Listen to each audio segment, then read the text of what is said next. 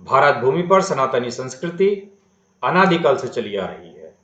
सहिष्णुता और सद्भाव सनातन संस्कृति का मूल आधार है। यही कारण है कि इस भूमि पर अन्य धार्मिक मान्यताएं न सिर्फ रच बल्कि पोषित और हुई। सनातन संस्कृति अपने मूल प्रिय और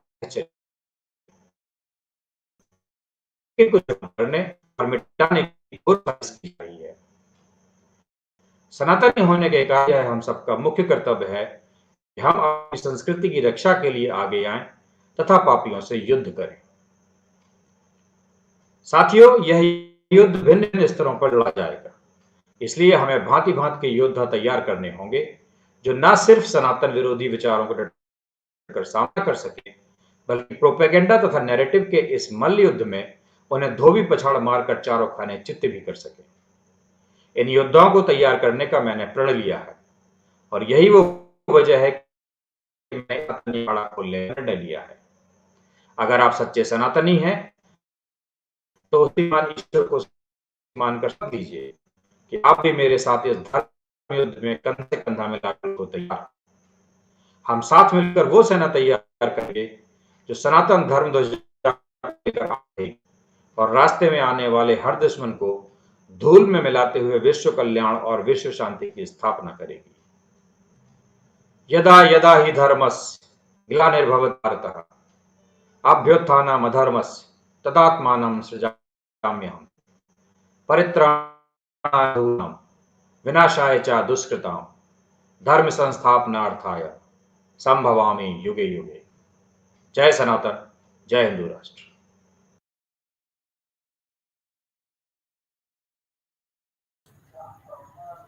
जय सनातन, जय हिंदू राष्ट्र। मेरे सभी सनातनी भाइयों और बहनों को साथियों, आज की इस लाइव स्ट्रीम में आप सभी का हार्दिक स्वागत है। और आप जानते हैं कि आज का हमारा टॉपिक है सनातन धर्म और अग्नि। सनातन धर्म में अग्नि का क्या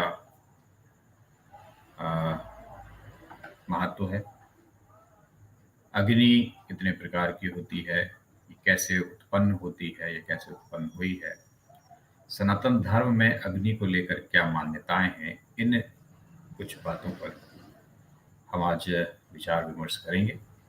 और उसके लिए हमारे साथ हमारे रेगुलर पैनलिस्ट अल्पज्ञ जी जुड़ चुके हैं, तो मैं अल्पज्ञ जी का हार्दिक स्वागत करता हूं। सर नमस्कार, वेलकम। नमस्कार, धन्यवाद। तो सर जी बिना किसी भूमिका के, क्योंकि मैं इस विषय में बिल्कुल कुछ भी नहीं जानता हूं, तो मैं हम्म, आपको ही सौंपता हूं कि आप एक छोटी सी भूमिका रखें। उसके बाद जो मैंने इसे 3 हिस्सों में रखा है कि अग्नि की उत्पत्ति के संबंध में ये कहाँ से जन्मी है, क्यों इसको हमने एक शक्ति के रूप में माना है, तो वो एक जो धारणा है उसके बारे में फिर बताइएगा। फिर इसके कितने प्रकार होते हैं उस पर रोशनी डालेंगे आप, और फिर महत्व समय समय हम आगे बढ़ते होंगे। तो पहले एक छोटी सी सनातन धर्म और अग्नि का जो एक संबंध है, जो एक महत्व है सनातन धर्म में अग्नि का, उसकी एक छोटी सी भूमिका, उसके बाद फिर उत्पत्ति से हम बात शुरू करेंगे।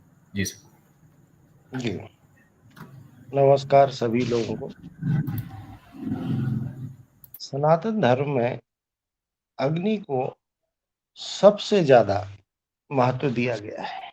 ये इसी से समझ में आता है कि हम ऋग्वेद की पहली ऋचा को देखें तो वो अग्नि पे ही है। हम यजुर्वेद की पहली उसको देखें ऋचा को, वो भी अग्नि पे ही है।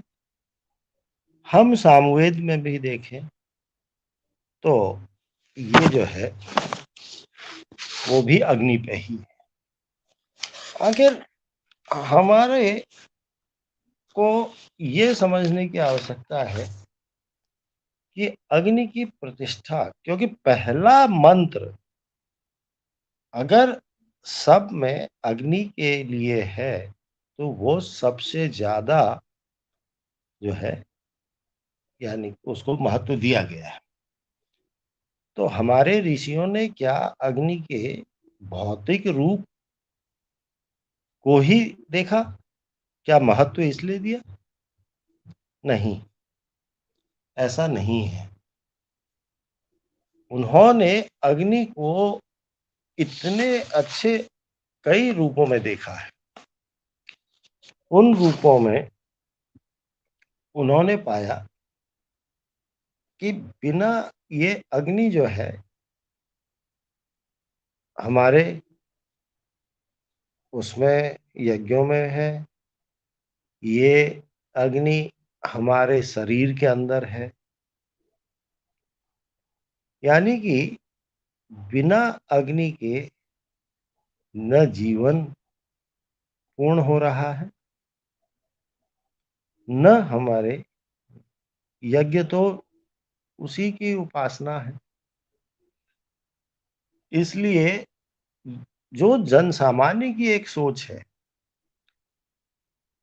कि अग्नि का वो केवल एक भौतिक रूप को देख पाते हैं, लेकिन जो हमारे ऋषि हैं, हम सनातन उसमें उनको ऋषि कहते हैं, वो अपने आप में बहुत बड़े दूरदर्शी और वैज्ञानिक दोनों ही थे। अब इसमें जो 4 महाभूत हैं, उन महाभूतों में जो है उन्होंने अग्नि को सबसे पहले लिया। अच्छा, ये जो है ज्ञान और किसी सभ्यता में नहीं मिलेगा आपको, केवल आर्यों ने इसको पहचाना या सनातन सभ्यता में ही ये चीज़ आप पाएँगे। अब जैसे इसके लिए हम आपको बताएँ कि वेद में जो कहा गया अपश्यमहं महतो महित्वं मर्तस्य विक्षु, इसका जो अर्थ है कि जो भी मृत यानी कि मॉर्टल्स, उनमें जो मैंने देखा, ऋषि कह रहा है, उसमें जो कभी मृत्यु को प्राप्त नहीं होता, इमॉर्टल है, वो अग्नि है और उसकी जो पावर्स हैं, शक्तियाँ हैं। ये साथ में उन्होंने इसको और आगे बोला कि अग्नि जो है उसको ब्रह्म नहीं मान लेना है, यानी कि वो ब्रह्म नहीं है अग्नि अपने आप में, लेकिन जो कॉन्स्टिट्यूएंट है, जो 4 वो हैं, उनमें से ये एक जो है सबसे इम्पोर्टेंट चीज़ है। ये इसकी छोटी-सी शुरुआती भूमिका है। अब जैसे हम देखें तो ऋग्वेद में जो पहली ऋचा है वह है अग्निमीले पुरोहितम यज्ञस्य देवमृतित्वम होतारम रत्नधातुमम। ये ऋग्वेद से है। और जब हम यजुर्वेद में जाते हैं, वो उससे शुरुआत जो है यहाँ से है, ईसे तोर्जे त्वा वायव देवो वह सविता प्रापर्यत श्रेष्ठतमाय कर्मण आप्यायध्व मध्यना इद्राय भागम प्रजावतीरन इवा अयक्ष्मा मावस्तेन ईसत् माधवम वं सो धुवास्मिन् कोपतो स्याः मानस्य पशून् पाहि। इसी तरीके से सामवेद में भी है। तो किसी भी इतना बड़ा सम्मान सब में अग्नि को स्तुति सबसे पहले अग्नि की ही की गई, तो उनकी नज़र में ये जो है सबसे ज़्यादा महत्वपूर्ण रही। अब चूँकि ये कहा गया ऊर्ध्वम आदित्यम अधरम अग्नि, यानी कि आसमान में सूर्य और धरती में अग्नि, ये दोनों समानार्थी हैं। क्यों है? क्योंकि सूर्य भी अग्नि का ही पिंड है, इसलिए प्रथम स्तुति अग्नि की गई।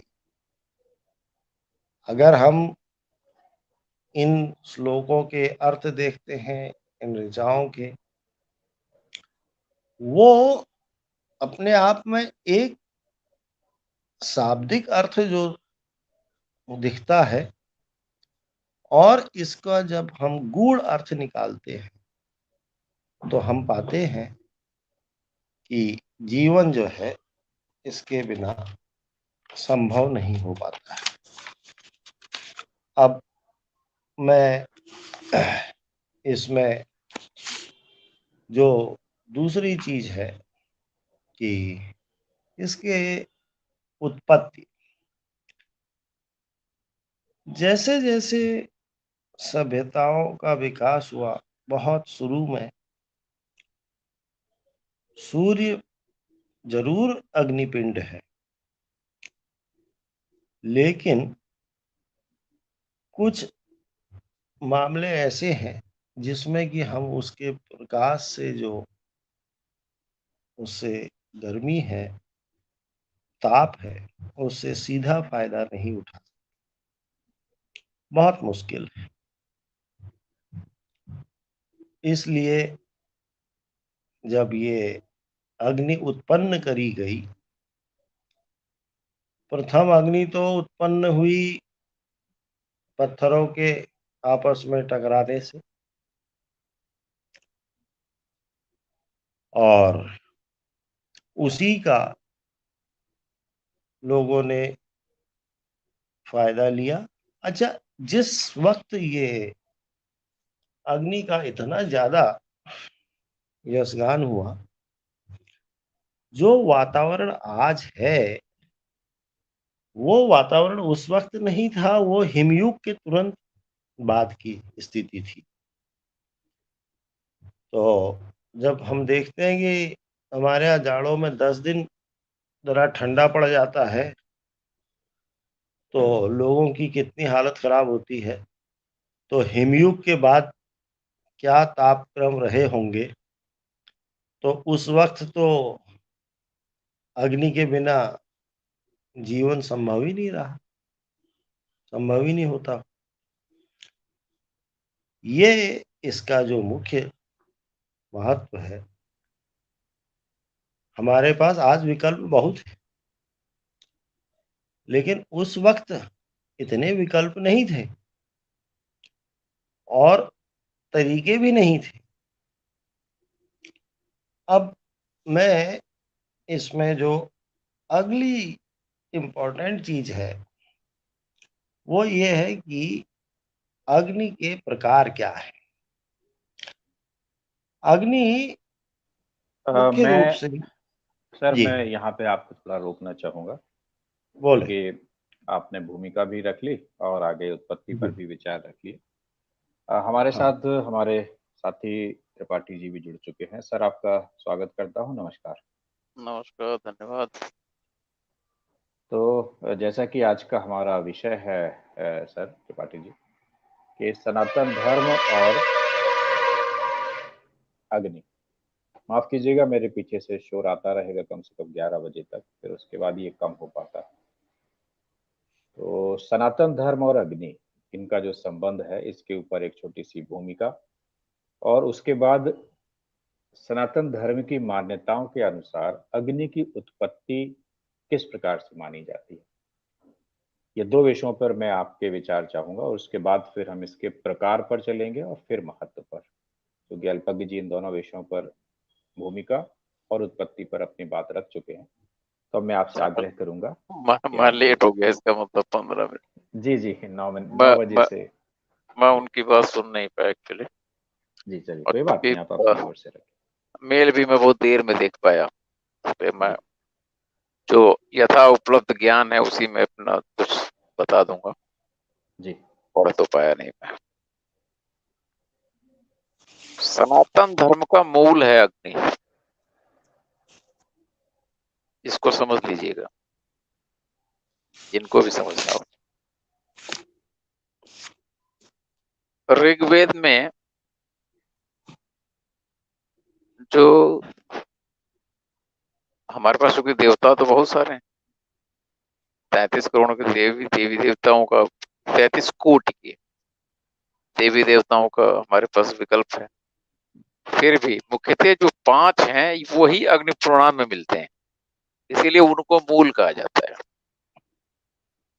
उन 5 में मतलब पृथ्वी है, सूर्य है, अग्नि है, वायु है और इंद्र है। एक्चुअली इंद्र को हम लोग बाद में आके बाइफर्केशन होता है कि वरुण देवता है जो पानी बरसाते हैं, पहले इंद्र को ही मान लिया जाता था कि इंद्र ही। इसीलिए जल, अग्नि, वायु और सूर्य और वनस्पति, वनस्पति प्रकृति है, और इन सब से चूंकि मिलकर प्रकृति, इसीलिए जो है ये 5 जो है मूल है सनातन के। इसीलिए अग्नि को कभी भी सनातन से अलग नहीं किया जा सकता, और ये सोचना कि अग्नि के बिना सनातन का कुछ है, ये बेवकूफी के सिवा कुछ भी नहीं होगा। और चूंकि ऋग्वेद ही सबसे पुराना है और उसमें इन सब के रेफरेंसेस हैं, पहली लाइन से ही मिलने लगते हैं, अग्नि की बात तो पहली लाइन से ही होने लगती है। रह गई बात इसकी उत्पत्ति की, तो इसके भी कई मतलब लाइन है, कई लोगों की कई मान्यताएं हैं, कहिए उसको। एक मान्यता यह है कि ब्रह्मा ने उत्पत्ति किया है, कुछ लोगों का कहना है कि नहीं, उनके संतान है। दोनों में थोड़ी सी वजह आवाहित बहुत सारे हमारे यहाँ पीछे जब पौराणिक वो हैं, उसमें ये हो गया कि साहब आहूत किया गया या मंत्रों से अभिसिंचित करके किसी को जन्म दे दिया गया, और एक होता है जैविक रूप से किया गया। तो वो थोड़ा सा एक है, दोनों ही मान्यताएं मिली हुई हैं। किसी कथानक में मिलता है कि साहब ब्रह्मा और सरस्वती के पुत्र माने जाते हैं अग्नि, किसी में कोई दूसरा नाम दयु करके है, कहता आयुष्य करके कोई है, उसका नाम भी आ रहा है। तो लेकिन यही है कि असली जो मामला है कि आहूत किए हुए हैं, और निश्चित तौर पर ब्रह्मा ने ही आहूत किया हुआ है, इसमें कहीं कोई वैकल्पिक व्यवस्था नहीं, दूसरा नहीं है, उन्होंने ही आहूत किया है। और अग्नि मुख्य प्रधान है, सारे देवताओं में प्रधान है। ये भी मजेदार देखिए, एक तरह से देवताओं के सेनापति माने जाते हैं और आचार्य माने जाते हैं और आगे चलते हैं, और इनके द्वारा ही सारे देवताओं को भोजन मिलता है, इसीलिए हवन किया जाता है। और जो स्वाहा है, स्वाहा इनकी पत्नी का नाम है, ये भी मजेदार है। और इसीलिए हवन में गुड़ मिलाया जाता है, क्योंकि मिष्ठान सारे देवताओं को चाहिए भोज्य में। और अंत में भी कुछ लोग केला डालते हैं, कुछ लोग खीर डालते हैं, कुछ लोग मिठाई डालते हैं, अंत में जब पूर्णाहुति लास्ट में करते हैं, तो वो सब भी जो दिया जाता है। तो जो कुछ भी देवताओं को मिलना, किसी भी देवता को मिलना है, वो सब अग्नि के माध्यम से ही मिलना है। इसलिए सनातन में अग्नि के महत्व को मतलब पूरी तरह से रेखांकित करना या पूरी तरह से उसको कह देना बहुत आसान नहीं होगा। या 2-4 लाइन 2-4 उसमें होने, क्योंकि एक अग्नि पुराण की भी बात होती है, अग्नि पुराण भी है। अब इस समय उसकी क्या स्थिति है मुझे पूरी तरह से ज्ञात नहीं, लेकिन अग्नि पुराण का रेफरेंस तो आता है कि अग्नि पुराण है। ये अग्नि की उत्पत्ति की बात है और इसके महत्व की बात है कि इतना तो महत्व है। और जीवन शुरू होने से लेके सनातन में की जो व्यवस्था है उसमें जीवन के प्रारंभ से लेकर जीवन के अंतिम क्षण तक या अंतिम क्षण के बाद भी आपको माने वैतरणी पार होने तक हर जगह अग्नि अग्नि अग्नि उपलब्ध है। क्यों कि चिता भी जलेगी तो अग्नि से ही जलेगी, और चिता जलने के बाद भी जो कर्मकांड है इसमें गर्भ पुराण आता है और उसके हिसाब से सब होता है कर्मकांड, जो 13 दिन 12 दिन 16 दिन 18 दिन की जो होते हैं सबके लिए बने हुए हैं। उसमें भी इतने अनुष्ठान है, सब जगह उसमें अग्नि की जरूरत है, उसमें हवन की जरूरत है और पवित्रता भी उसी से आती है। तो इसलिए अग्नि के महत्व को भी कुछ कहने की जरूरत है। और बाकी तो आप जीवन की बात कर लें तो जीवन अग्नि के बिना संभव कैसे, पका पकाया भोजन कैसे मिलेगा। और आज तो सही बात है, अभी कह रहे थे अल्पज्ञ जी की जो है, आज तो हमारे पास अग्नि के बहुत सारे रूप दिखाई दे रहे हैं। ये है, बाकी कुछ घटा बढ़ा होगा तो अल्पज्ञ जी जोड़ लेंगे। बताइए। जी जी, धन्यवाद त्रिपाठी जी, आपने दोनों ही बातों को रखा, भूमिका के साथ साथ इस बात को भी कि अग्नि की उत्पत्ति और हमारे जीवन में अग्नि का महत्व। अब हम चलेंगे कि अग्नि के प्रकार। साथियों, ये तो हमने समझ ही लिया है कि अग्नि सनातन धर्म में बहुत ही बड़ी भूमिका निभाती है। हमारे जन्म से लेकर और हमारे अंतिम संस्कार तक अग्नि की बहुत ही महत्वपूर्ण भूमिका है। तो ये जब महत्व का सेक्शन हम अंत में डिस्कस करेंगे तो इस पे और विचार करेंगे, हमारे साथी लोग बताएंगे। फिलहाल एक गूढ़ विषय है जो आप लोग भी सोच रहे होंगे कि अग्नि तो दिखती एक जैसी ही है, एक ही होती है। आपने कोई भी ऐसा यत्न उपयोग किया और अग्नि को प्रज्वलित किया, चाहे इलेक्ट्रॉनिक साधन आजकल आ गए हैं बहुत से, या माचिस जैसी चीजें हैं, या पुराने जो तरीके हैं पत्थरों को रगड़ के तो अग्नि प्रज्वलित होती है, तो वो अग्नि का रूप तो एक जैसा ही दिखता है। फिर ये प्रकार से क्या संबंध है, ये गूढ़ विषय है और मैं चाहूंगा कि आप लोग इसको ध्यान से सुनिएगा कि अग्नि को कितनी प्रकार से परिभाषित किया गया है कि ये भी अग्नि का एक रूप है, ये भी अग्नि का एक रूप है और ये भी अग्नि का एक रूप है। और सिर्फ रूप होने से उनके नाम नहीं दिए गए, उनकी परिभाषा नहीं दिए गए, उस रूप में होने पर अग्नि क्या कार्य करती है, उसका महत्व क्यों है उस रूप के नाम पर, या उस रूप में उसका महत्व क्यों है, ये भी बहुत बड़ी समझने वाली बात है। तो अब मैं अल्पज्ञ जी से आग्रह करूंगा कि इसके जो प्रकार हैं उनको एक एक करके उसको बताना शुरू करें, तो फिर हम अपने दर्शकों को उसका लाभ भी पहुंचे। अल्पज्ञ जी। जी, अग्नि जैसा इस चित्र में थंबनेल में बना हुआ है, अग्नि की एक खासियत है, ये हमेशा ऊर्ध्वगामी होती है। इसके अलावा सब जो है वो नीचे आते हैं।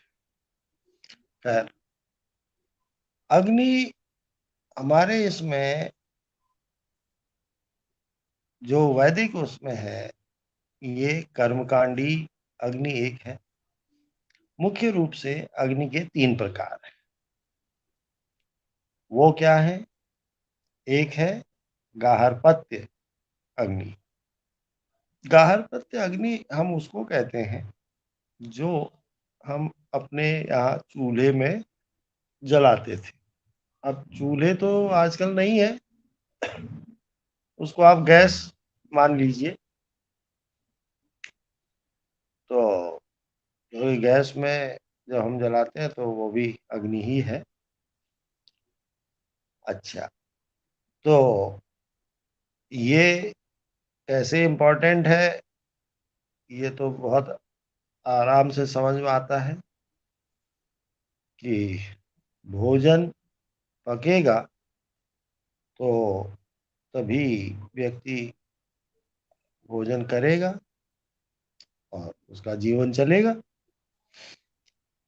अच्छा, दूसरी है आह्वनी, जो यज्ञ, जिसमें आवाहन किया जाता है, जो कि यज्ञ की अग्नि है। तो दूसरी हो गई आह्वनी। अच्छा, तीसरी होती है दक्षिणाग्नि। ये जो है, जो अग्नि गाहरपत्य से ली गई है, ये उसके दक्षिण की तरफ रखी जाने वाली अग्नि को दक्षिणाग्नि कहते हैं। अच्छा, क्योंकि समय लिमिटेड है, इसलिए छोटी छोटी ही बातें करूंगा। जैसा कि अभी त्रिपाठी जी ने बताया कि यज्ञ में सारी आहुतियां दी जाती हैं, और ये अग्नि जो है वो पुरोहित है।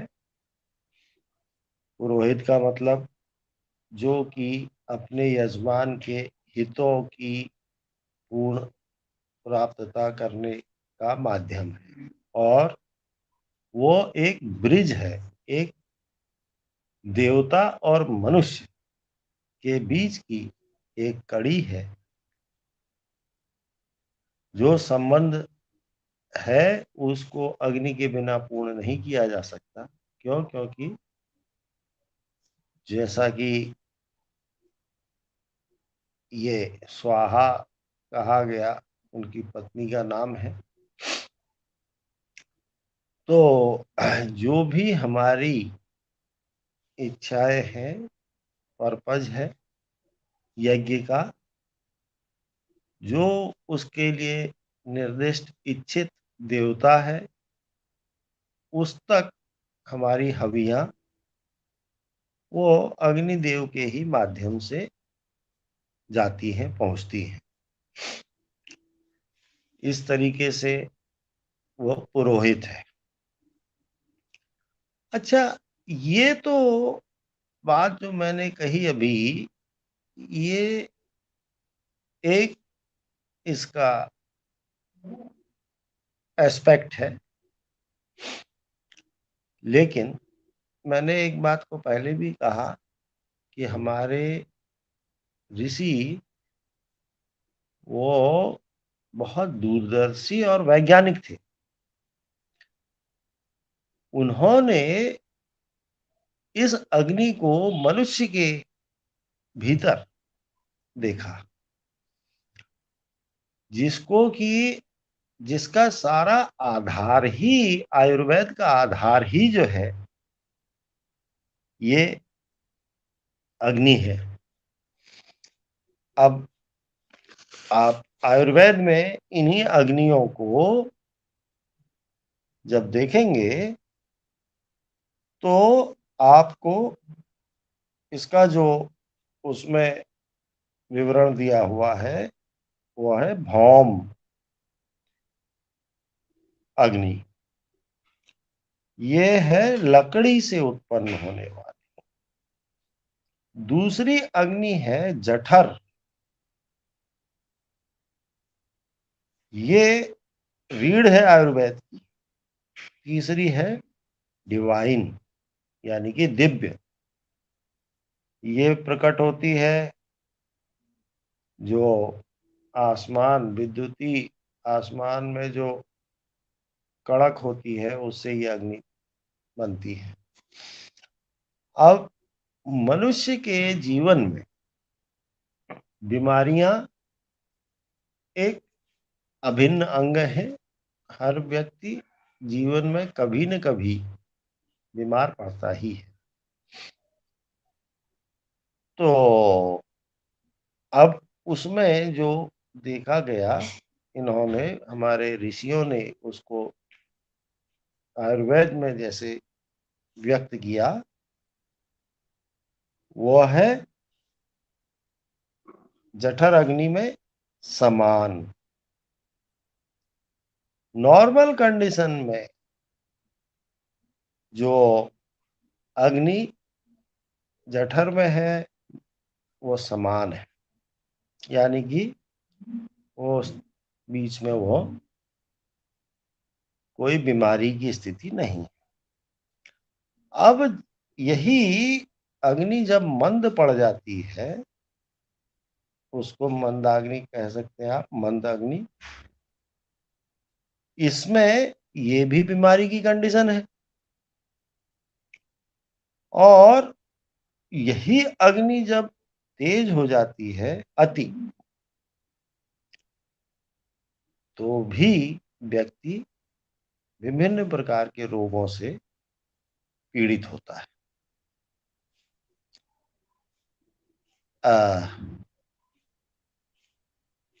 ये जब जो ये समान अग्नि है, पहले के समय में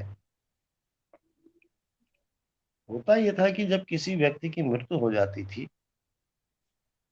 तो 4 घंटे बाद उसकी वास्तव में मृत्यु की घोषणा होती थी। क्यों? क्योंकि 4 घंटे बाद उसका जो जठर है, पेट है, वो बिल्कुल ठंडा हो जाता था। तो ये मतलब था कि ये व्यक्ति अब जब ये जठराग्नि शून्य हो गई है, ठंडा हो चुका है, शरीर ठंडा होना जिसको कहेंगे हम, तो अब ये वापस नहीं आएगा, इसको मृत घोषित करेंगे। अभी जैसे त्रिपाठी जी ने एक बात कही कि अग्नि का महत्व जीवन के शुरू से लेके जीवन के अंत तक है, सत्य है। लेकिन सनातन में ही जो संन्यास आश्रम है और कई हमारे उसमें और भी वो हैं, पंथ हैं, वो पितृमेध यज्ञ नहीं करते। तो वो जब उनकी मृत्यु होती है तो उनको भिन्न भिन्न प्रकार की समाधियां दी जाती हैं। लेकिन जीवन जीने तक की अगर हम बात करें तो अग्नि का कोई विकल्प नहीं है। अब आप इस बात को समझ सकते हैं कि हमारे ऋषियों ने इसको वैज्ञानिक दृष्टिकोण से देखा। और जैसे जहां यही अग्नि तेज हो जाती है, अति होती है, तो पेट की बहुत सारी बीमारियां से लोग ग्रसित रहते हैं। आयुर्वेद का आधार है ये। तो ये इसका महत्व है। अब अगर त्रिपाठी जी कुछ जोड़ना चाहते हैं तो जोड़ें। जोड़ देता हूँ। एक्चुअली आयुर्वेद में जो है ना 3 प्रकार की अग्नि की बात हो रही है। एक जठराग्नि है। सामान्य भाषा में कहें तो जठराग्नि भूख से संबंधित या पेट से संबंधित जितनी चीजें हैं उसमें इसका मेन रोल है। जठराग्नि आयुर्वेद के संदर्भ में बात कर रहा हूं तो जठराग्नि का जो लेना देना है। इसके बाद एक भूताग्नि है। भूताग्नि जो है वो पूरी तरह से ब्लड प्रेशर और मेंटल स्ट्रेस, डिप्रेशन उससे संदर्भित होती है। और एक है धाताग्नि। धाताग्नि जो है वो सेक्सुअल डिजायर पे रिलेट करती है उसको कि जब उसकी तड़प उठती है तो आपको समझ में आता है। तो भीतर अग्नियां हैं और ऐसा नहीं है कि भीतर पानी नहीं है। आयुर्वेद जिस कफ की बात कर रहा होता है ना, वो कफ पानी से होता है। तो भीतर आयुर्वेद जब बात करता है तो ये 3 चीज़ें आती हैं उसमें, अलग बात है। हम चूँकि अग्नि पे आ जाएँ इसलिए अग्नि की बात किया जाए। तो आयुर्वेद इस 3 तरह की अग्नियों की बात करता है और तीनों ही बहुत ही जीवन में इम्पोर्टेंट रोल प्ले करते हैं, ये हर आदमी को पता है। पेट से ही पेट है तो भेंट है, पहली बात तो यही है। तो सारी जठराग्नि जो है यहीं से शुरू हो रही है, यहीं खत्म हो रही है। और भूताग्नि जो आज तमाशा दिखा रही है, सब लोग देख ही रहे हैं। जरा सा नमक बढ़ा नहीं कि साहब ब्लड प्रेशर बढ़ा और जरा स्ट्रेस बढ़ जा रहा है तो समस्या हो जा रही है, तो भूताग्नि की बात होती है। और धातु अग्नि तो देख ही रहे हैं, सबका आजकल इतना ज्यादा बढ़ा हुआ है कि समाज पूरी तरह से दूषित हो चुका है। तो अब इन अग्नियों के कंट्रोल की भी बात होती है, तो कि इसीलिए सनातन ने व्यवस्था की सारी। तो अग्नि का महत्व तो आयुर्वेद में, क्योंकि सनातन का एक अंग है, वहां से निकल के आयुर्वेद है, तो आयुर्वेद में ये अग्नि के माध्यम से बताया गया है ये सारी समस्याएं हैं। तो 3 तरह की बात है, सिर्फ एक जठराग्नि की बात नहीं हो रही है। और इसीलिए बार बार हर चीज के नियंत्रण की बात होती है सनातन में। और एक बात अल्पज्ञ जी ने कही थी कि कुछ अपने यहाँ ऐसे लोग हैं या कुछ समूह है जो शायद मतलब अंतिम क्रिया जो है अग्नि से नहीं करता है। वो कुछ लोग जल समाधि लेते हैं, कुछ लोग धूम समाधि भी लेते हैं। लेकिन मुझे लगता है कि 95-96% सनातन के लोग जो है चिता पे ही जाते हैं, इसीलिए मुख्य आधार वही है और उसी की बात होती है। तो अग्नि जीवन से शुरू होनी है, जीवन से पहले भी और जीवन के बाद भी। जीवन बीमा निगम की तरह से है, ये चलता ही रहता है अग्नि। अग्नि के महत्व को डिफाइन करना इतना आसान तो सही में नहीं है। बिना अग्नि के जीवन ही नहीं, संभव ही नहीं। और अब असली मुद्दे पर आ जाए तो दहकता हुआ सूर्य अग्नि का ही प्रतीक है। ये तो बात तो साइंटिफिकली प्रूव्ड है कि वो एक आग का गोला है, और हमने पहले से इसको कह रखा है। उसी के कारण प्रकाश है, उसी के कारण चंद्रमा की शीतलता भी है। कितनी खूबसूरत बात है। स्वयं वो आग का गोला है और चंद्रमा को शीतलता भी प्रदान कर रही है। उसको जो प्रकाश मिला, जो उसको मिला, वो शीतल होकर देता है हमको। तो इन्हीं खूबियों से प्रकृति अपना भरा पड़ा है और सनातन अपना भरा पड़ा है। आगे कुछ घटे बढ़े तो बताइए सर। जी, जी, बिल्कुल। धन्यवाद आपका त्रिपाठी जी और अल्पज्ञ जी कि आपने बहुत ही संक्षिप्त में रखा है ये विमर्श आज के इस विषय का। हालांकि जिन्होंने अग्नि पुराण लिखा है तो संभव है कि उन्होंने इसको बहुत डिटेल में लिखा होगा, तभी तो पुराण जैसी एक बड़ी पुस्तक वो लिख पाए। मैंने लिंक दे दी है साथियों, अगर आप में से किसी को कुछ डायरेक्ट आके पूछना है तो आप आके पूछ सकते हैं, और अगर कोई प्रश्न है आपका तो वो आप लिख के पूछना चाहते हैं तो वो पूछ लीजिए, क्योंकि आज का और कोई विषय नहीं है और हम इसे जल्दी समाप्त करेंगे, क्योंकि मैं विषय तक ही रख के चीज़ों को आगे बढ़ाना चाहता हूँ। तो अग्नि, सनातन धर्म और अग्नि, इससे संबंधित विषय को हम यहीं समाप्त कर देंगे। जब तक आप कुछ अपने प्रश्न रखने की तैयारी करें, तब तक हमारे अतिथि, जैसे महत्व की बात है तो आयुर्वेद तो सभी लोगों ने ना तो पढ़ा है और ना ही लोग आयुर्वेद के उपचार को ज़्यादा अंगीकार करते हैं। अब करने लगे हैं बहुत, अब बहुत हद तक लोगों को ये समझ में आने लगा है कि जो एलोपैथिक उपचार है उसके बहुत दुष्परिणाम सामने आ रहे हैं। तो बहुत लोग अब आयुर्वेदिक उपचार की ओर जा रहे हैं वापस। मैं यहाँ पर आपसे ये जानना चाहता हूँ कि एक सामान्य जन के जानकारी में अग्नि का जो महत्व है वो ऊर्जा के रूप में है, ईंधन के रूप में है, और उससे एक ऐसी ऊर्जा प्राप्त होती है जिससे बहुत सारे कार्य किए जाते हैं।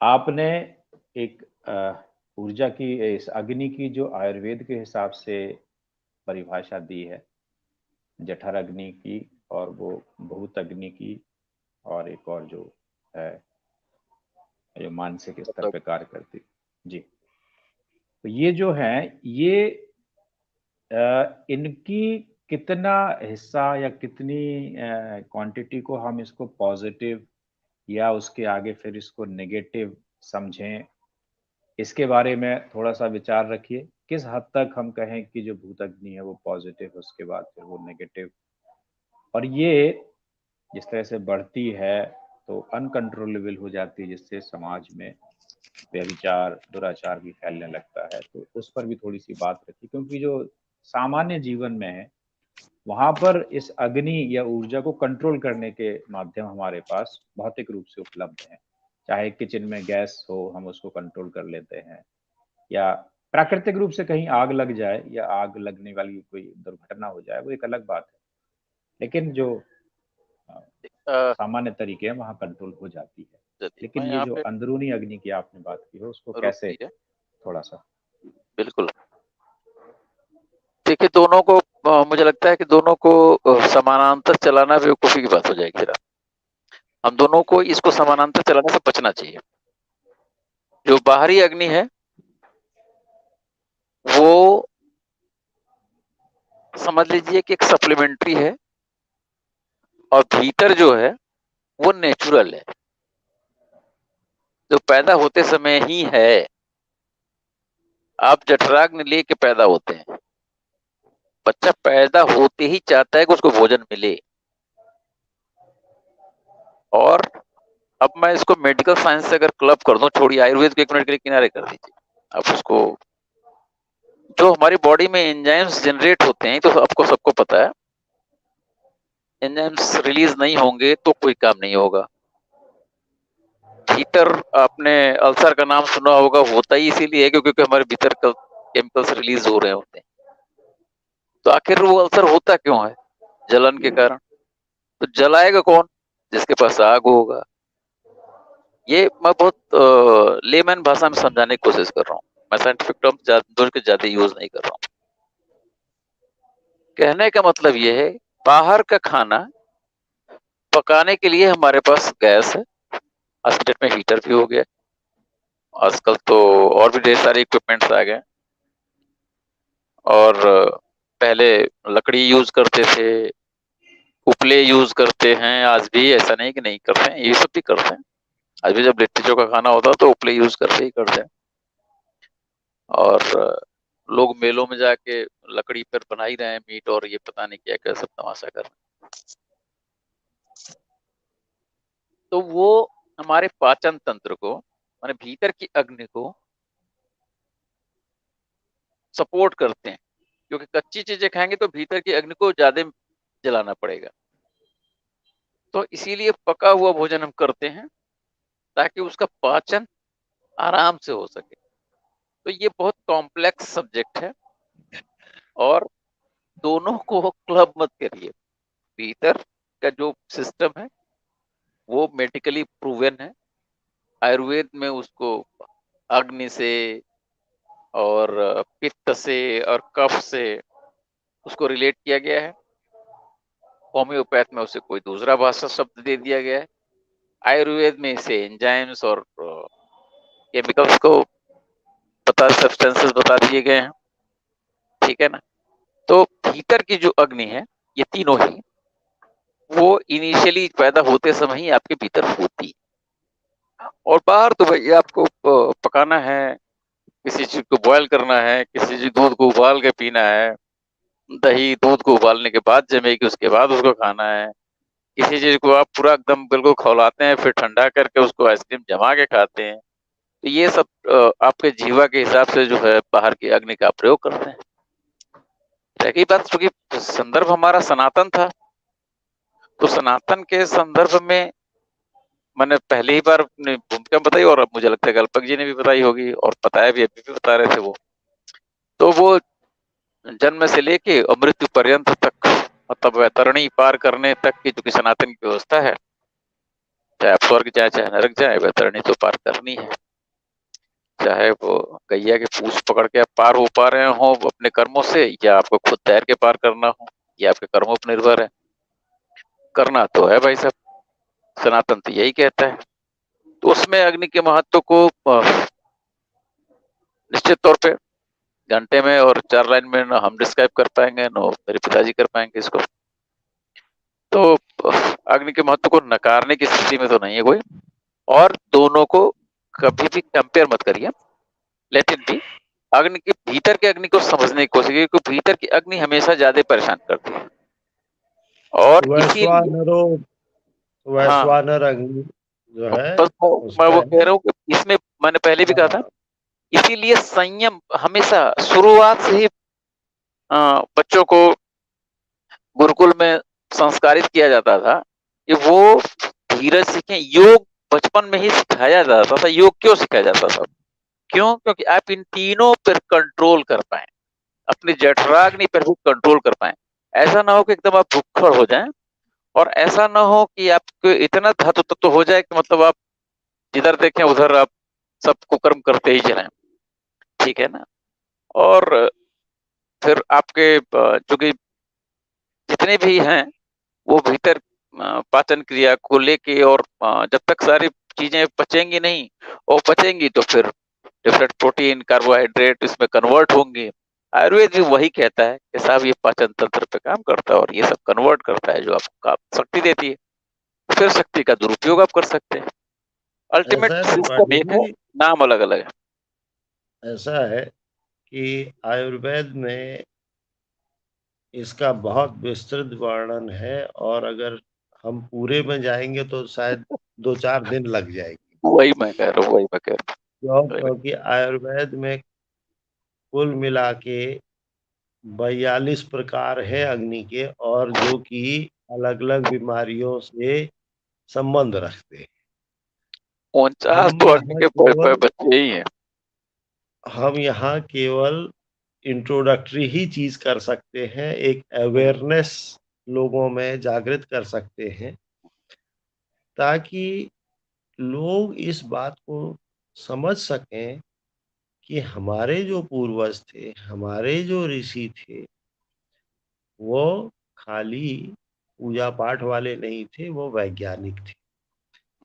किसी भी समाज के विकास में सबसे बहुत इम्पोर्टेंट चीज़ जो है, वो ये है कि व्यक्ति के अंदर अपने और अपने पूर्वजों के लिए गौरव का अनुभव करना।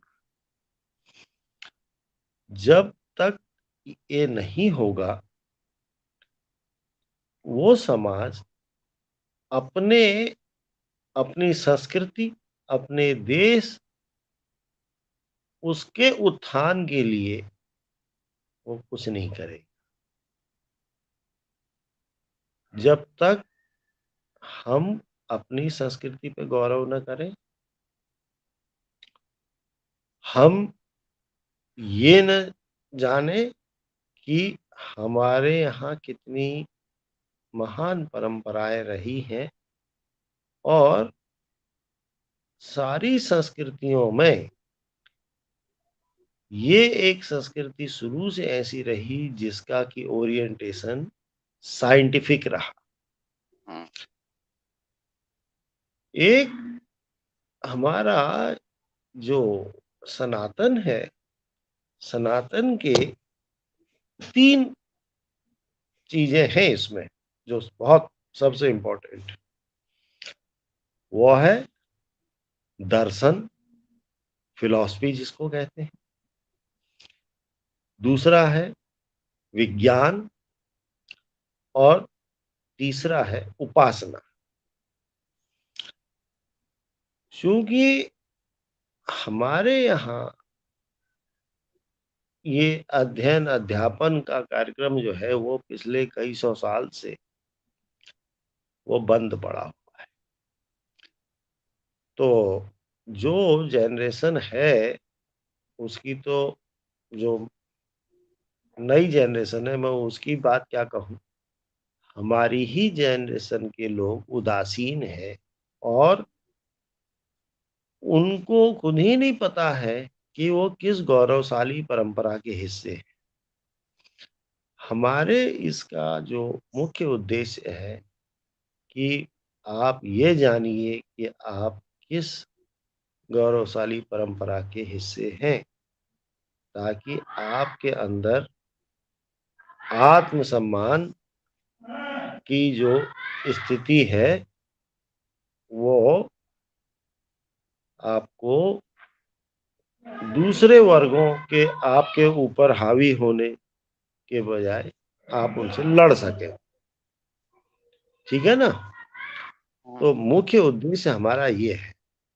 हम आधे घंटे, 1 घंटे की स्ट्रीम में बहुत सतही ज्ञान दे सकते हैं। मैं यही कहूँगा। बिल्कुल ठीक। जी, जी, बिल्कुल। बिल्कुल सही बात है। 1 घंटे में कितना ही समझाया जा सकता है। हाँ, एक ये है कि हमें एक इतना ज्ञान हम दे देते हैं कि लोग उसकी जो एक सार्वभौमिक ज्ञान है उसका थोड़ा-सा चारों तरफ थोड़ा-थोड़ा समझने लगे। हर चीज़ को डिटेल में समझने के लिए वो अपना आगे स्टडी कर सकते हैं। एक अंतिम प्रश्न मैं रखूँगा मेरे जो दिमाग में आ रहा है, इसके बाद तो फिर हम समाप्त करने की ओर बढ़ेंगे कि जैसे कि एक सामान्य मेरी सोच जाती है कि मेरे दैनिक जीवन में या मेरे जीवन में या किसी व्यक्ति के जीवन में हम सनातन सभ्यता में जो बात करते हैं तो 3 ऐसे अवसर होते हैं जिन्हें हम मुख्य या विशेष संस्कार वाले अवसर कहते हैं। एक जन्म, फिर उसके बाद विवाह और फिर मृत्यु का व्यक्ति के जीवन में। तो 2 का तो जैसे हम सभी जानते हैं कि विवाह में अग्नि की सर्वाधिक महत्वपूर्ण भूमिका है। हिंदू सनातन सभ्यता के किसी भी क्षेत्र में आप चले जाएं, परंपराएं अलग हैं विवाह करने की, परंपराएं तरीके अलग-अलग हैं, लेकिन अग्नि की भूमिका उतनी ही महत्वपूर्ण है। फिर इसी तरह से अगर हम अंतिम संस्कार की ओर जाएं, तो वहां पर भी वो अग्नि से ही संपन्न होता है। लेकिन यदि हम जन्म की बात करें तो क्या आप थोड़ा बताएंगे कि जन्म के समय अग्नि की महत्वपूर्ण भूमिका किस तरह से निभाई जाती है? जी। बहुत बड़ा सवाल कर दिया आपने। छोटा जवाब देता हूँ मैं। बहुत छोटा जवाब दे दे रहा हूँ सर। दीजिए। दीजिए। अब तो जमाना रहा नहीं। अभी बहुत जोरदार हम लोगों ने तो कम से कम हम लोग अभी जो लोग हैं इस समय पृथ्वी पर और पिछले आप क्यों नामकरण संस्कार पे ही वो करिएगा, फोकस करिएगा। नहीं, बाकी मैं बहुत बड़ा जन्म की बात कर रहा हूँ, छोड़िए उसकी छोड़ दीजिए, कल जन्म की बात कर रहा हूँ। तो 6 साल से है इस पृथ्वी पर, उसने कोरोना काल देखा है। अग्नि का महत्व जन्म के समय कितना है, मैं सिर्फ एक लाइन की बात बता रहा हूँ। अगर आप सबको याद हो, पहले अस्पताल में बच्चे नहीं होते थे, घरों में होते थे, और जिस कमरे में मतलब माँ गर्भवती माँ होती थी, वहां जब बच्चा जन्मने वाली, उस दरवाजे पे ना पहले ही एक कड़ाही में, एक कुंड में अग्नि प्रज्वलित करके धुआं करके, आग धुआं वाला करके रख दिया जाता है। क्यों? उसमें एंट्री करने से पहले, उसमें उस दरवाजे में घुसने से पहले बाहर से घुसने वाला कोई भी व्यक्ति उस पैर को सेकेगा, हाथ को सेकेगा, क्योंकि स्टरलाइज करने की दूसरी कोई व्यवस्था नहीं थी। ये स्टरलाइजेशन का प्रोसेस है, समझिएगा इसको। हाथ को पैर को 2 मिनट सेकता था, उसके बाद एंट्री करता था। और धुएं का क्या लाभ था? जितने कीटाणु मच्छर दिस दैट थे उस समय, वो उससे निपट लेते थे। पहला यही जन्म शुरू होने से पहले, जब लेबर पेन शुरू होता था, उसी समय से प्रोसेसिंग शुरू कर दी जाती थी और 2-4 घंटे में बच्चा हो जाता था। और ये वो अग्नि मुझे लगता है कि कम से कम अगले 20 दिनों तक वहीं रहती थी और उसमें हमेशा वही उपले डाले जाते थे। मैक्सिमम गांव में उपले उपलब्ध होते थे और गांव में डाले जाते थे। इससे ज्यादा महत्व क्या हो सकता है कि किसी को रोग से बचाने की प्रतिरोधक क्षमता हम उस अग्नि के द्वारा ही दे रहे हैं और उस पूरे वातावरण को पवित्र कर रहे हैं। इससे ज्यादा इम्पोर्टेंट जीवन में शुरुआत में एकदम पहले दिन पैदा होते समय ही इससे ज्यादा इम्पोर्टेंट और क्या हो सकता है, आप बताइए। जी जी जी बिल्कुल, बहुत ही शरीर बिल्कुल में बहुत अच्छी बात है। जी सर, आप भी सर, जोड़ें कुछ फिर मैं। ये शरीर में रज का निर्माण जो है बिना अग्नि के संभव ही नहीं है। जीवन तो वहां से शुरू होता है। वो तो पहले ही मैं बता चुका हूँ, इसलिए तो वो बात खत्म हो इसलिए चुकी। मैंने कहा कि सवाल बहुत बड़ा है, हमको इतना छोटा जवाब देना है कि हमारे पास शब्द जो है ढूंढने में बड़ी दिक्कत हो जाएगी। इसीलिए मैंने कहा कि बिल्कुल टू द पॉइंट बताता हूँ।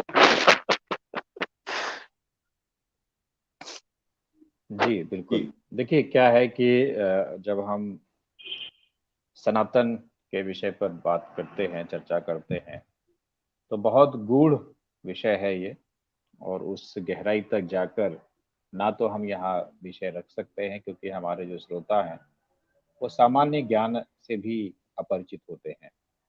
तो गूढ़ विषयों के बारे में उनके लिए समझना तो और भी मुश्किल है। तो प्रयास यही है कि एक सामान्य जानकारी विषय को लेकर उनको होती चले और आगे जाके यदि उनके प्रश्न आते हैं या तो हम इस तरह के आगे स्ट्रीम्स रख सकते हैं या वो स्वयं अपना अध्ययन कहीं से कर सकते हैं इस विषय में। तो ये अच्छी जानकारी आपने दी कि हमें चूंकि अपने किसी ऐसे दैनिक कर्मकांड में उतना महत्व जन्म के समय ना दिखाई दे, लेकिन दो बहुत इंपॉर्टेंट महत्व हैं। एक जो अल्पज्ञ जी ने बताया कि रज का निर्माण जिससे जीवन की उत्पत्ति होती है वो अग्नि का ही वहीं से प्रारंभ होती है। और दूसरा आपने बताया त्रिपाठी जी कि जैसे ही प्रसूता को प्रसव के कुछ दिन पहले से अलग करना प्रारंभ किया जाता है कि अब कभी भी जन्म हो सकता है संतान का, तो उस पूरे कमरे को, उस पूरे एरिया को स्टरलाइज करने के लिए जो साधन प्रयोग में किया जाता है वो अग्नि के माध्यम से ही होता है। तो ये बिल्कुल जो नवजात जब इस मृत्यु लोक में, इस धरती पर, इस जीवन में जब आएगा तो यहाँ का जो कीटाणु वातावरण है, वातावरण में जो कीटाणु हैं वो तत्काल उसको प्रभावित ना करें, तो उसको सुरक्षा प्रदान करने के लिए हम अग्नि का प्रयोग करते हैं और अग्नि के साधन से इस क्षेत्र को, एरिया को, उस माहौल को न्यूट्रलाइज करते हैं। तो ये बहुत अच्छी बात आपने बताई आज हमारे दोनों अतिथियों ने, आज हमारे सभी साथियों को, दर्शकों को। हालांकि बहुत कम संख्या में साथी लोग जुड़े थे, लेकिन फिर भी जो लोग जुड़े उन्होंने ज्ञान जरूर प्राप्त किया होगा। और साथियों, हमने लिंक दी थी लेकिन कोई जुड़ा नहीं, तो मैं यही समझूंगा कि आपके कोई प्रश्न नहीं रहे हैं। तो अब आप लोगों की आज्ञा से इसको मैं क्लोज करने की ओर बढ़ रहा हूँ। सबसे पहले जय हो जी को $1 के कंट्रीब्यूशन के लिए हार्दिक धन्यवाद। जय हो जी। प्रकाश लाल जी, हनुमान जयंती हैप्पी। प्रकाश लाल जी, हनुमान जयंती की हार्दिक शुभकामनाएं आप सभी को, सभी श्रोताओं को और सभी पैनलिस्ट को हनुमान जयंती की हार्दिक शुभकामनाएं। यहाँ भी सर एक करेक्शन, जी नट जयंती, जी, जन्मोत्सव। जन्मोत्सव, जी बिल्कुल, जयंती हनुमान उसकी जन्मोत्सव के। हाँ, जयंती उसकी मनाई जाती है जो हो न, हाँ वो तो ठीक है ना। हाँ, जी और जी, हनुमान जी चिरायु हैं। चिरायु, बिल्कुल हनुमान सही। जी को ये प्राप्त है आशीर्वाद जी जी कि वो युगों युगों तक रहेंगे,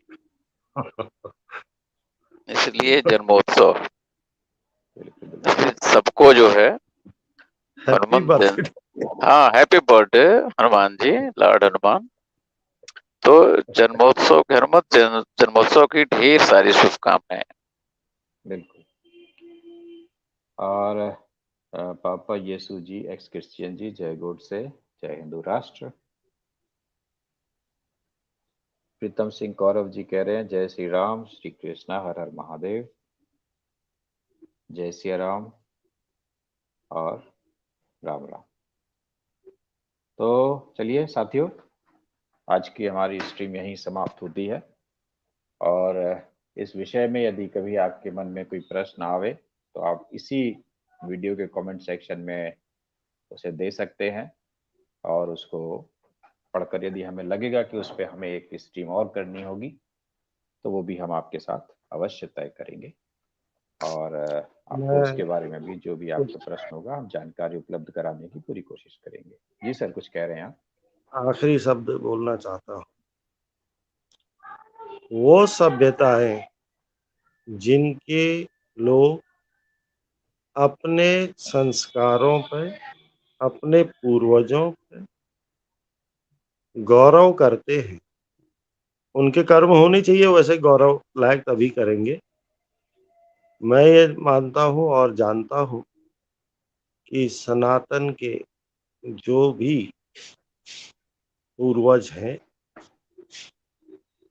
उन्होंने ऐसे कर्म किए हैं कि जिसके लिए हम पीढ़ी दर पीढ़ी उन पे गर्व करेंगे, कि कृतज्ञ रहेंगे। उन्होंने कृतज्ञ रहेंगे। और हम ये हमेशा वो रहे कि उन्होंने ज्ञान का जो प्रकाश फैलाया, दुनिया जो है उसके पीछे पीछे चली। मैं छोटी सी एक ही बात कहूँगा कि यूनान में पूरी फिलॉसफी, दर्शन उनका बदल गया उपनिषद वहां पहुंचने के बाद।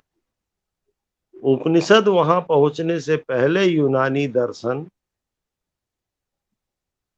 इतना नैरो था कि उसको अगर आज की तारीख में ये माना जाए कि अगर दर्शन शास्त्र है तो दो ही दर्शन शास्त्र है, एक सनातन का और दूसरा ग्रीक या यूनान का। उन लोगों के अंदर अपने पूर्वजों के प्रति इतना गौरव है, मुझको शर्म आती है ये कहते हुए कि हमारे देश में बहुत छोटा वर्ग है जो कि अपने इन ज्ञान से लबरेज है और वो इस पर गर्व करता है। बाकियों को तो ये पता ही नहीं है कि पूर्वजों ने क्या किया। आप वैशेषिक दर्शन पढ़िए, उसमें आपको जो है गुरुत्वाकर्षण बल मिल जाएगा। हमारे ज्यादातर बच्चे यही जानते हैं कि गुरुत्वाकर्षण बल किसी न्यूटन नाम के ऋषि ने बोला था। वो ये नहीं जानते कि कणाद ऋषि ने इस पे किस समय जो है वो किया, उत्प्लावन बल। सेम तो सेम सेम विद यही, इलेक्ट्रिसिटी। हाँ, विद्युत का ज्ञान जो है अगस्त संहिता में उपलब्ध है। हाँ, और तो हमको, हम तभी वास्तव में एक देश के रूप में दृढ़ होंगे, शक्तिशाली होंगे, और जो भी संघर्ष जब भी की स्थिति आएगी, हम तभी उसमें जीतेंगे जब हम अपने इन चीजों पर गौरव महसूस करेंगे। बाकी तो चलती फिरती लाशों से जो है वो कोई लड़ाई नहीं जीती जाती है। यही मेरा आज का आखिरी संबोधन। बिल्कुल सही है। आर्यपुत्र जी, जी, जी। जी सर। अरे मैंने अपने अगस्त परिवार पे 2 वीडियो डाले हैं, देखिएगा उसको। जी, जी, बिल्कुल। बिल्कुल देख देखूँगा। के मुझे बताइएगा प्लीज़। जी, जी। और साथियों को भी बता दूँ मैं कि हमारे त्रिपाठी जी ने चैनल प्रारंभ किया है, अगस्त पारी ब्राह्मण उवाच, उवाच, ओवाच उवाच। सॉरी ओवाच ओवाच अगस्त पारी ओवाच के नाम से। तो आप लोग उसको देखिएगा, सब्सक्राइब करिएगा और वहाँ पर त्रिपाठी जी अपने जो भी उन्होंने अपना प्लान किया उस हिसाब से आपको एक-एक करके जानकारी दे रहे हैं सनातन धर्म के बारे में। नहीं, तो आज वीडियो आज एक दूसरा विषय भी रखा है मैंने। अच्छा, अच्छा। एक कौन विषय है विषय? कि हाँ, राष्ट्रपति, अमेरिका का राष्ट्रपति, पूर्व राष्ट्रपति गिरफ्तार किया जा सकता है हुँ। पॉर्न इंडस्ट्री के किसी सदस्य के साथ रिलेशन रखने के कारण, हुँ, जबकि पॉर्न इंडस्ट्री वहाँ लीगलाइज्ड है। हुँ, और हम इंडियंस 4-4 दाएँ-बाएँ रख सकते हैं। यहाँ इंडस्ट्री कुछ है ही नहीं है। उसके बाद भी यहाँ उस नैतिकता पे कोई बात नहीं करता है। एक बार सोचना तो ज़रूर है। बिल्कुल, उस पे बिल्कुल। भी है। मेरी बात देखिएगा, जैसा होता है बताइएगा। जी, जी, बिल्कुल, बिल्कुल सर, बिल्कुल। ठीक सर, और जी, जी, मिलते हैं फिर। बिल्कुल, बिल्कुल। बिल्कुल सर, धन्यवाद। तो जैसा कि अल्पक जी ने बताया साथी बिल्कुल सही है कि हमें अपने पूर्वजों के द्वारा जो उन्होंने हमें बहुत सारा ज्ञान दिया है और बहुत सारा ऐसा वो करके गए हैं जो जिसका अनुसरण आज हम अपने जीवन में करते हैं और जो हम नहीं कर पाते हैं जो वो कर चुके हैं, तो उसके लिए हमें अपने पूर्वजों के प्रति कृतज्ञ होना चाहिए और उनका धन्यवाद हमेशा अदा करना चाहिए और हमेशा उनको स्मरण करते रहना चाहिए। इस मामले में जैसे कि आपने बताया अल्पज्ञ जी के अब उसकी करना तो चाहिए था लेकिन चूंकि नहीं हो पाया उसका कारण है कि हमारी स्मृति से हटा ही दिया गया है। जब से हमारे गुरुकुल परंपराएं बंद हुई हैं तब से हमें हमारे अपने ही इतिहास से दूर कर दिया, वंचित कर दिया। यही कारण है कि अब हमारी स्मृति में वो सब नहीं है। लेकिन अच्छी बात यह है कि हम पुनः उस ओर बढ़ रहे हैं और अब बहुत सारी बातें आप लोग जान रहे होंगे कि जगह जगह से निकल कर आ रही हैं कि हमारा इतिहास बहुत ही गौरवशाली और संपन्न था, माफ कीजिएगा संपन्न था। तो कुछ एक कमेंट्स रह गए हैं, फिर मैं जय हो जी का स्वागत करता हूँ। राजेश शाह जी कहते हैं ऑसम। धन्यवाद राजेश जी, अगर आपको हमारी आज की स्ट्रीम अच्छी लगी तो आपका हार्दिक आभार कि आपको पसंद आई। धन्यवाद आप। साइंस जर्नी का जीजा जी कह रहे हैं जय हो जी को हनुमान जन्मोत्सव की 10,000 शुभकामनाएं। बिल्कुल, आपको भी 10,001 शुभकामनाएं आपको। प्रकाश लाल जी कहते हैं सॉरी माय मिस्टेक, हनुमान जन्मभूमि हनुमान जन्मोत्सव है, आप जन्मभूमि भी लिख रहे हैं तो भी ठीक है, कोई बात नहीं, लेकिन बात आप तक पहुंच गई है। ठीक है प्रकाश जी। अमन जी लिखते हैं एक मेल भेजा हूं, अगर आज संभव हो तो उसे देख लेना। अमन जी, मैं आपकी मेल या कोई भी मुझे मेल भेजता है मैं उसको अवश्य देखता हूँ कुछ भी उसमें लिखा होता है और मेल पढ़ने के बाद मैं संभव जो जरूरी होता है तो उसका उत्तर भी देता हूँ।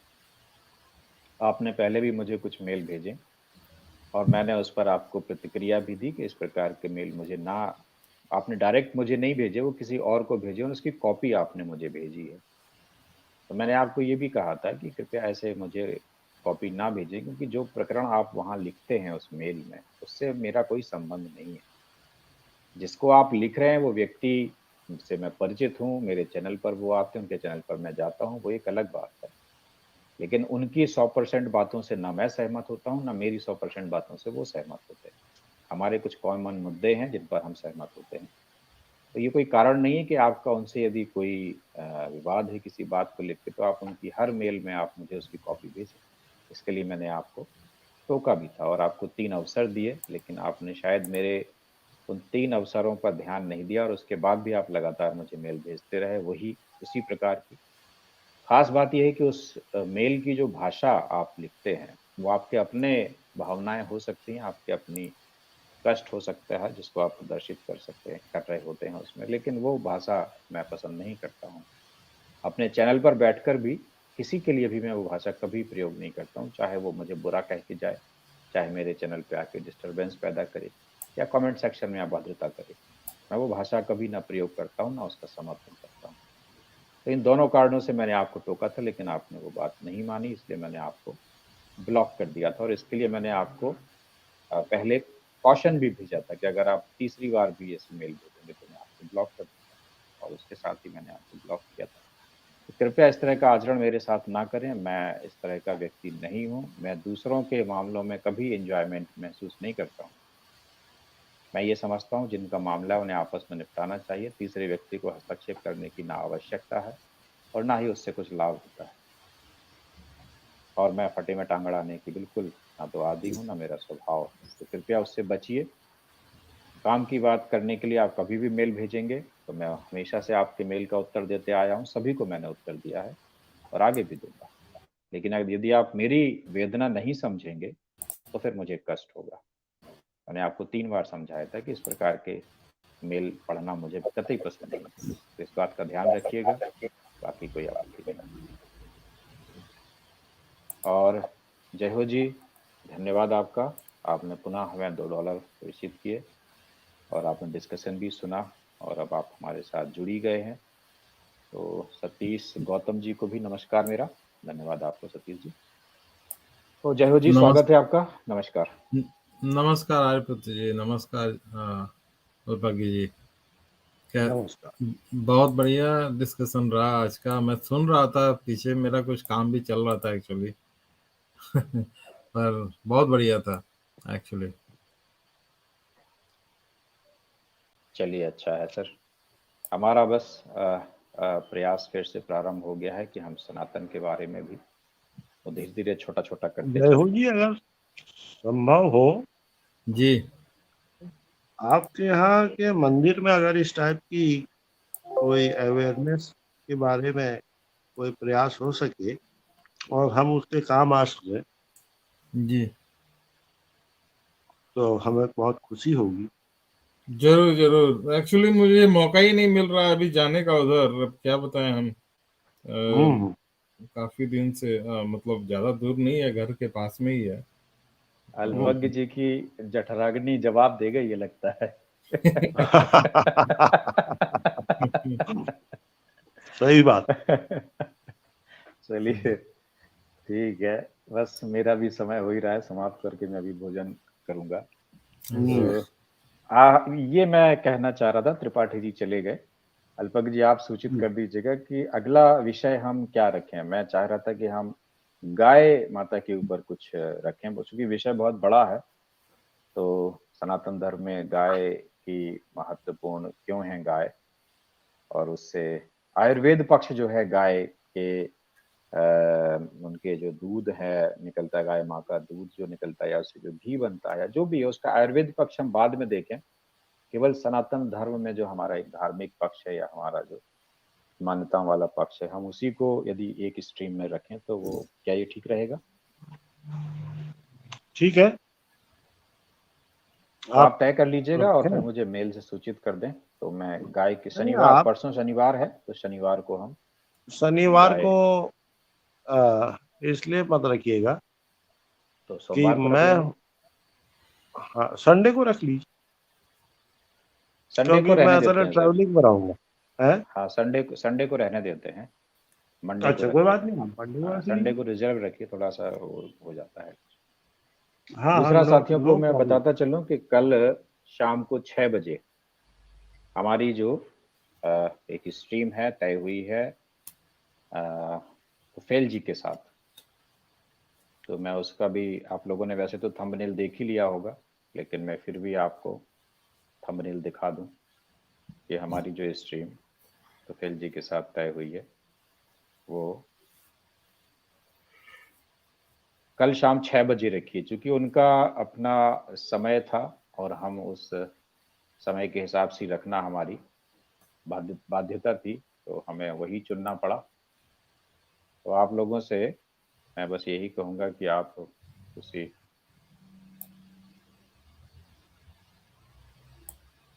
तो जी जी हम लोग जरूर ज्वाइन करेंगे। आवाज आ और रही है क्या? मैं मुझे क्या होगा, मेरा सिस्टम में नहीं आपकी आवाज तो मुझे आ रही है, आपकी आवाज आ रही है। अच्छा आवाज आ रही है, लेकिन मेरा स्ट्रीम यार्ड बंद हो गया यहाँ पर, लैपटॉप वाला। ओह अच्छा, मे भी ऐसा कुछ चक्कर रहता है। तो अरे ये त्रिपाठी जी भी कुछ चैनल खोले हैं क्या? अपना बोल रहे थे, हम सुने। हाँ त्रिपाठी जी हाँ ने भी चैनल प्रारंभ किया है, अच्छा, उसका अगस्त लिंक। पारी उवाच के नाम से। अगस्त पारीवाच, अच्छा। हम्म। अच्छा, बहुत बढ़िया। कुछ बोल रहे थे ट्रम्प के बारे में, कुछ डिस्कशन करने वाले हैं। ट्रम्प तो बेचारा, उसका ट्रम्प अंकल तो बेचारे काफी परेशान चल रहे हैं आजकल। असल में बात नैतिकता पर चली थी। उन्होंने अच्छा। आज जो लोड किया है अपने उसमें, वो हम्म ट्रम्प ने ही कर रखा है कि अमेरिका में एक पूर्व राष्ट्रपति पे मुकदमा चल सकता है और वो गिरफ्तार हो सकता है। हम्म। वह रहे, हमारे देश में छुटभइये नेता भी जो हैं, हम्म। वो बहुत सारे कुकर्म करते हैं, लेकिन वो जो है उन पे एक्शन जरा डिफिकल्ट ही रहता है। Correct correct. तो कंपैरेटिव उन्होंने किया। अरे देखिए ना ये जो गांधी है, क्या नाम है, राहुल गांधी, अभी इसका सदस्यता चला गया तो बोल रहे हैं कि हमको, मतलब इसके ऊपर भी कितना क्या बहस फालतू का कर रहा है, ये देखिए। तो भाई उसने ये सोचा था कि पब्लिक सिंपैथी मिलेगी। हाँ पब्लिक ने तो कोई उस पर ध्यान ही नहीं दिया। सिंपैथी उसके तो अलग, ध्यान भी नहीं दिया, सही बात है। हाँ, पार्टी के जो बड़े बड़े वकील नेता हैं, वो हम्म। खेल खेल रहे हैं। जब उन्होंने देख लिया कि कहीं से कुछ नहीं हो रहा है, तो फिर कोर्ट की शरण में चले गए। चलेगा। ये है। जी। मेरे आजकल स्ट्रीम यार्ड बहुत परेशान कर रहा है। स्ट्रीम शुरू की थी तो पूरा सिस्टम डाउन हो गया था, हैंग हो जाता है। अभी अभी 2 बार ऐसे ही हुआ है, तो गनीमत है कि मैं मोबाइल से भी जुड़ा हुआ हूँ, तो ठीक है। अदरवाइज तो परेशान क्या, ये कुछ अल्लाह का अजाब तो नहीं आ रहा मेरे ऊपर। लग रहा है बट मैं तो आपने कुछ अल्लाह अपनी, के बंदे जो हैं तो सर हमने अल्लाह के नाराज कर बारे में दिए। कहाँ कुछ बोला है? हम कहाँ स्ट्रीम नहीं करते नहीं, हैं इस्लाम उनके पे? बंदे कुछ आपने नाराज कर दिए होंगे। अरे सर हम तो किसी को कुछ बोलते ही नहीं है, कहाँ बोलते हैं किसी को कुछ गलत। आपने बोला नहीं, बोलने वालों को बुला लिया था ना, इसलिए। अच्छा, ये हो सकता है कि आप जो कह रहे हैं ये, कि बोलने वाले आ गए थे तो इस वजह से, ये हो सकता है कि इस वजह से लोगों को। लेकिन भैया स्ट्रीम मैं यार्ड में किसी को दिक्कत कुछ आ रही है, हमको भी आती है कई बार। नहीं, अभी पिछले 15-20 दिन से बहुत चलते ज्यादा चलते दिक्कत जो आ है रही है। डिस्कनेक्ट हो जा रहा है। हाँ बिल्कुल डिस्कनेक्ट हो जाता है।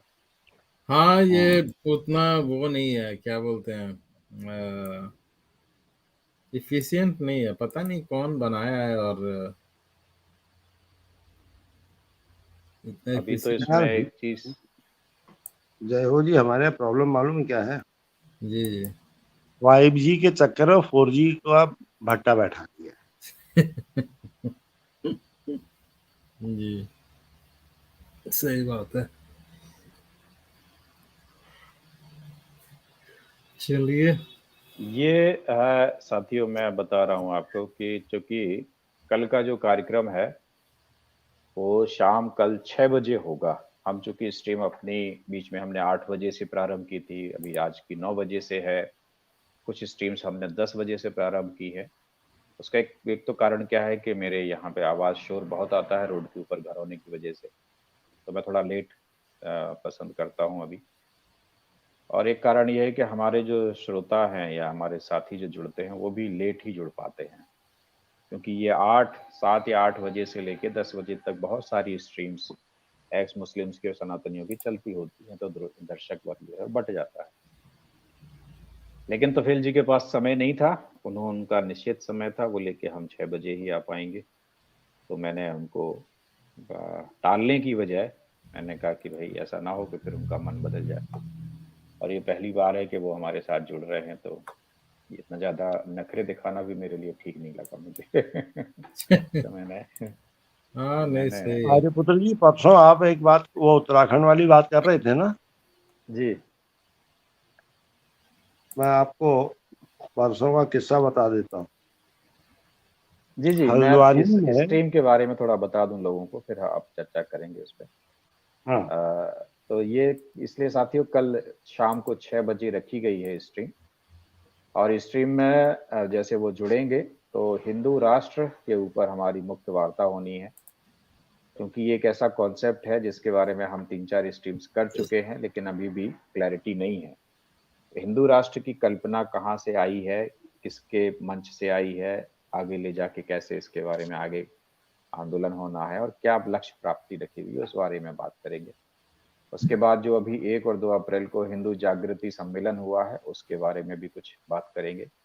इसके अलावा आप लोगों के जो भी प्रश्न उत्तर होंगे वो आप भेजिएगा, तो उनको भी लेके तो फिर जी अपने विचार रखेंगे। तो 6 बजे साथियों आपको जुड़ना है, अधिक से अधिक ये स्ट्रीम को मैंने कम्युनिटी में पोस्ट डाला हुआ है और थंबनेल भी डाला है, इसको शेयर कर दीजिएगा। तो शाम 6 बजे आप आवश्यक रूप से जुड़ें, ताकि तुफेल जी जैसे अनुभवी व्यक्ति का हम कुछ मार्गदर्शन ले सकें इस विषय पर। बाकी उनसे जुड़े जो विवाद वगैरह है उस पर मैं तो कोई प्रश्न नहीं पूछूंगा, क्योंकि मैं विवादों को मंच, सार्वजनिक मंच पर उसके बारे में चर्चा करना पसंद नहीं करता हूँ। आप लोग करना चाहेंगे, आपका अपना सोचना है, वो जवाब दें या ना दें इसके लिए वो भी स्वतंत्र है, तो उस बारे में मैं कुछ नहीं कहूँगा। बाकी आप हिंदू राष्ट्र और हिंदू जागृति जो सम्मेलन हुआ है इस संबंध में जो भी पूछना चाहेंगे वो उसको जरूर एड्रेस करेंगे। तो ये है कल का, मैंने बता दिया, चूंकि समय ऑड है शाम 6 बजे का, इसलिए मुझे और ज्यादा इस बारे में बोलना और आपको बताना था। तो धन्यवाद साथियों, ये आपने सुना। और 2-1 कमेंट रह गए हैं, मैं वो ले लेता हूँ, फिर हम आपकी हल्द्वानी वाली बात पर चलते हैं सर।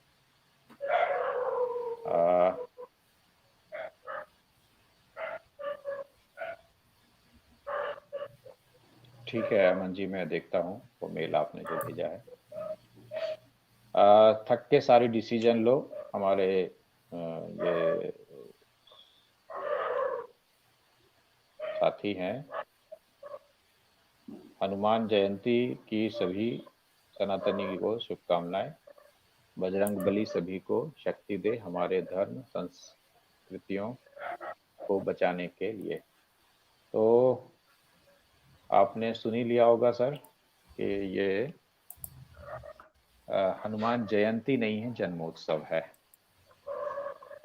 तो थोड़ा सा इस शब्द में, बाकी आपकी शुभकामनाएं सभी को। हर हर महादेव, जय सनातन, जय हिंदू राष्ट्र सभी भाइयों को, और श्री हनुमान जयंती की हार्दिक। हनुमान जयंती नहीं है, हनुमान जन्मोत्सव है भाई प्रवीण जी, अभी इस बारे में बताया गया है। शुभकामनाएं सभी को, जय बजरंग बली की जय। बता दीजिए कि जयंती जिनकी मृत्यु हो जाती है उनकी मनाई जाती है जी, बिल्कुल। जो इस धरती को छोड़ के चले जाते हैं शरीर छोड़कर, उनके लिए जयंती शब्द का प्रयोग करते हैं, और बजरंग बली तो हमारे साथ हमेशा हमेशा के लिए है। बिल्कुल, जन्मोत्सव की हार्दिक शुभकामनाएं जी। बिल्कुल सर, अब आप बताएं क्या आप बताने वाले थे, फिर हम स्ट्रीम क्लोज करेंगे। हल्द्वानी में क्या हुआ कि एक मुस्लिम सज्जन जो कि वकील हैं, उन्होंने एक मकान बनवाया। उसका कोई नक्शा पास नहीं था, अवैध मकान था। उसमें उन्होंने जो है नमाज पढ़वानी शुरू करवा दी, और उस तरफ के ग्रुप में लोग नमाज पढ़ना शुरू किए। फिर पड़ोसी के प्लॉट में सारा वजू का बिजनेस शुरू कर दिया,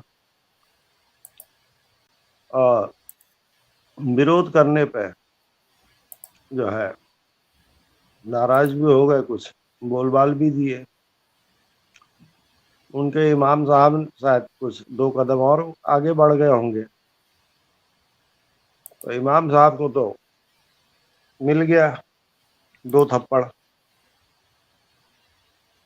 ये जो मैं अपने तरफ से कुछ नहीं कह रहा हूँ, जो वहाँ की एकदम वैसी न्यूज़ है प्रिंटेड, उसकी बात कर रहा हूँ।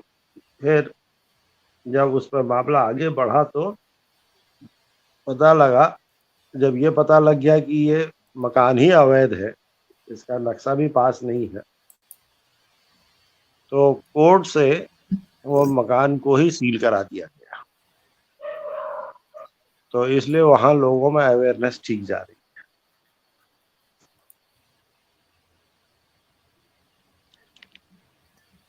यही बता रहा हूँ। जी जी जी, बिल्कुल अच्छी बात है कि ये थोड़ी सी अवेयरनेस रहे तो ये इसका परिणाम तो निकलता है। क्या है कि प्रशासन हो या राजनेता हो, ये जनता के आगे तो झुक ही जाते हैं। बस जनता थोड़ा जागरूक होना चाहिए और संगठित होना चाहिए, तो इनको झुकना पड़ता है, क्योंकि प्रशासन अल्टीमेटली जनता के लिए कार्य कर रहा होता है। और जब प्रशासन की भीड़ होती है तो उसको मजबूर हो जाते हैं वो कि इसकी शिकायत ऊपर पहुंचेगी और उन्हें जवाब देना पड़ेंगे। और राजनेता को ये लगता है कि प्रशासन, ये जनता नाराज हो गई तो फिर वोट कौन देगा, तो इसलिए दोनों ही जनता के आगे झुक जाते हैं। लेकिन जनता जागरूक हो और संगठित हो, इसके लिए ये आवश्यक है। तो ठीक है साथियों, अब क्लोज करते हैं। कुछ और नहीं रह गया डिस्कशन के लिए, हमने सारी बातें डिस्कस कर ही ली हैं। और आप अल्पज्ञ त्रिपाठी जी से बात कर लीजिएगा, तो अगला विषय हम गाय माता के ऊपर रखेंगे कि गाय मैं उनको माता बता की क्या। दूंगा, आप विषय रख लीजिए, है ना। ठीक है, ठीक है। उसमें गाय को उसमें जो है कोई बहुत लंबी चौड़ी तैयारी नहीं करनी है, वो भी उसको जानते हैं, मैं भी जानता हूँ, ठीक है, तो हो जाएगी। ठीक है। इस पर बहुत ज़रूरी है, क्योंकि इधर एक आध दो जगह इंट्रैक्शन मैंने देखा है कि अपोजिट साइड वाले बहुत कुतर्क रखते हैं। तो जवाब हमारी तरफ से चला जाए, बाकी लोग उसको, वो तो हाँ, सुने ना सुने, मिलना चाहिए। बिल्कुल बिल्कुल, वही एक विषय है जो हमें एड्रेस करना है। तो चलिए साथियों, आप सभी का धन्यवाद। आज की इस स्ट्रीम में आप सब लोग जुड़े, आपने अपनी जो आज का विषय था उस पर बहुत धैर्य से और ध्यानपूर्वक सुना। आपने कुछ अपने कमेंट्स भी रखे। बेहतर होता यदि आप कुछ सवाल भी रखते तो और भी अच्छा लगता, लेकिन कोई बात नहीं, आगे रखिएगा। और हम अगला एपिसोड जो है इस धर्म के संबंध में, सनातन पर, वो गाय माता को लेकर आएंगे। तब तक के लिए इंतजार करिए, और कल का जो 6 बजे का स्ट्रीम है उसका ध्यान अवश्य रखिएगा। तो फैलिए के साथ आप सभी के आज के स्ट्रीम में जुड़ने के लिए धन्यवाद। जय सनातन, जय हिंदू राष्ट्र और वंदे मातरम।